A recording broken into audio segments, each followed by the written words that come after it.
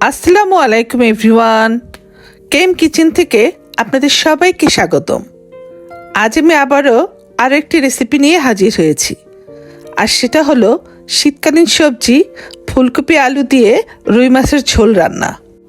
আমি খুব সিম্পলভাবেই ঘরে থাকা কিছু মশলা দিয়েই আজকে এই রেসিপিটা তৈরি করে দেখাবো। আশা করি এটা সবারই ভালো লাগবে। তো চলুন দেখে নিই কীভাবে আমি রান্না করি। প্রথমে আমি রুই মাছ রান্নার জন্য এখানে প্রায় 8-10 টুকরার মতো মাছ নিয়েছি, যেটা আমি আগেই কেটে ধুয়ে পরিষ্কার করে নিয়েছি।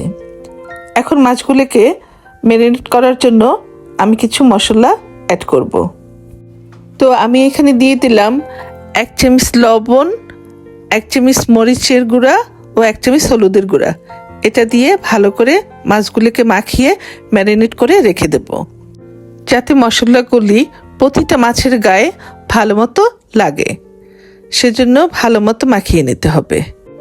মাছের ভিতরে দেওয়ার জন্য আমি যে আলু ফুলকপিগুলো নিয়েছিলাম সেটাও এখন একটু হলুদ আর লবণ মাখিয়ে এক সাইডে রেখে দেবো। মাছগুলিকে ভাজার জন্য এখন আমি একটি ফ্রাই প্যানে পরিমাণ মতো তেল দিলাম। তারপর সব মাছগুলি একে একে ভেজে তুলে রেখে দেব।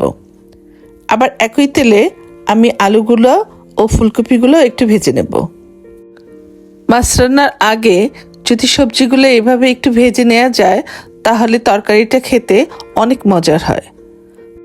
আমার এখন মাছ এবং আলু কপি ভাজা হয়ে গেছে। এখন আমি মূল রান্নায় চলে যাব। সেজন্য চুলায় একটি হাঁড়ি বসিয়ে দিয়ে তার মধ্যে পরিমাণ মতো সয়াবিন তেল ঢেলে দিলাম। আপনারা এখানে পছন্দ মতো যে কোনো তেলই ইউজ করতে পারেন, সরিষা কিংবা সয়াবিন যেটাই হোক। তো আমি আজকে এখানে সয়াবিন তেল দিয়ে রান্না করব। তেলটা গরম হয়ে আসলে আমি এর মধ্যে দিয়ে দিলাম 1 বাটি পেঁয়াজ কুচি। তবে আপনারা পেঁয়াজের পেস্টও ব্যবহার করতে পারেন। পেঁয়াজটা একটু নেড়ে চেড়ে হালকা বাদামি করে ভেজে নিতে হবে। তারপর এর মধ্যে দিয়ে দেব 2টা তেজপাতা। এরপর দিলাম স্বাদ মতো লবণ। তবে লবণটা একটু বুঝে সুঝে দেবেন, কারণ ম্যারিনেট করার সময়ও মাছে কিছুটা লবণ দেওয়া আছে। এখন দিয়ে দিলাম 1 চামচ মরিচের গুঁড়া, 1 চামচ হলুদের গুঁড়া, 1 চামচ ধনিয়ার গুঁড়া ও 1 চামচ জিরার গুঁড়া। এখন মশলাগুলিকে ভালো করে নেড়ে একটু মিশিয়ে নিতে হবে, যাতে মশলাগুলো পুড়ে না যায়। সেজন্য অল্প একটু পানি অ্যাড করব। তারপর আবার ভালো করে নেড়ে চেড়ে মিশিয়ে ভালো করে মশলাটা কষিয়ে নিতে হবে। যত ভালো মশলাটা কষানো হবে গ্রেভিটা ততই খেতে মজা হবে। এখন আমি আরও অ্যাড করব 2 চামচ রসুন বাটা ও 1 চামচ আদা বাটা। তারপর আবারও ভালো করে নেড়ে চেড়ে মিশিয়ে ভালো করে মশলাটা কষিয়ে নিতে হবে। মশলার কাঁচা গন্ধটা না যাওয়া পর্যন্ত ভালো করে মশলাটা কষিয়ে নিতে হবে। এভাবে আস্তে আস্তে করে যদি মশলাটা ভালো করে কষানো হয় তাহলে তরকারির স্বাদটা অনেকটাই বেড়ে যাবে। এখন আমার মশলাটা কষানো হয়ে গিয়েছে, তেলটাও বেশি উপরে উঠে এসেছে।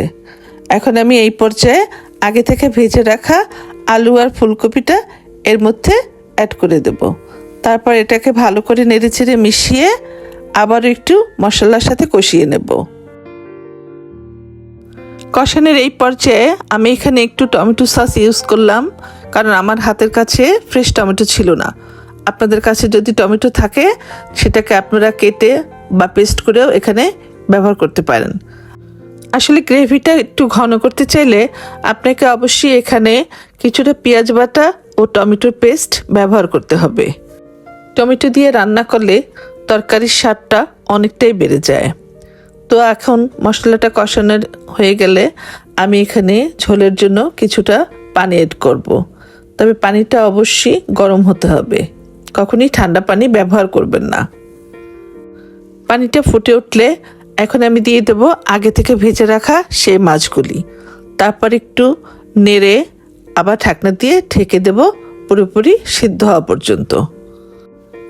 ঢাকনা খুলে আবার একটু নেড়ে এখানে ফ্লেভারের জন্য আমি 4-5টা কাঁচামরিচ অ্যাড করে দিলাম। মাছ রান্নার এই পর্যায়ে আমি এখানে একটু চেক করে দেখলাম যে আমার লবণটা একটু কম হয়েছে, সেজন্য আমি এখানে কিছুটা লবণ অ্যাড করলাম। তারপরে আবার ঢাকনা দিয়ে ঢেকে দিলাম পুরোপুরি হয়ে আসার জন্য। এই মাছ রান্না হতে বেশি সময় লাগে না, তাছাড়া বেশিক্ষণ জাল দিয়েও রান্না করা যাবে না, কারণ তাহলে ফুলকপিগুলো ভেঙে যেতে পারে। রান্নার এই শেষ পর্যায়ে আমি কিছুটা ধনিয়া পাতা ছড়িয়ে দিলাম জাস্ট ফ্লেভারের জন্য। তারপর পছন্দ মতো গ্রেভিটা আপনারা কে কোন পর্যায়ে রাখবেন সেই পর্যায়ে দেখে চেক করে নামিয়ে দেবেন। সবশেষে যে জিনিসটা না দিলেই নয় সেটা হলো টালা জিরার গুঁড়া। এটা আপনারা কখনোই স্কিপ করবেন না। এই টালা জিরার গুঁড়া দেওয়ার ফলে মাছের ফ্লেভারটা অনেক ভালো আসে। আপনারা এটা অবশ্যই দেওয়ার চেষ্টা করবেন।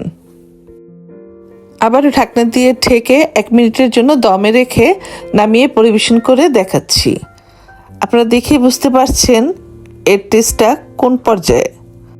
শীতের দিনে ধোয়া ওঠা গরম ভাতের সাথে খেতে এর টেস্ট কেমন হতে পারে আপনারা অবশ্যই দেখে বুঝতে পারছেন।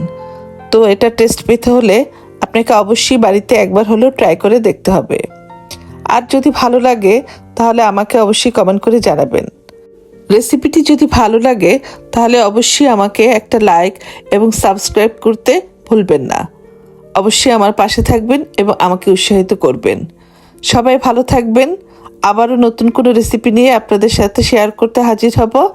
সেই পর্যন্ত সবাই ভালো থাকবেন। আল্লাহ হাফেজ।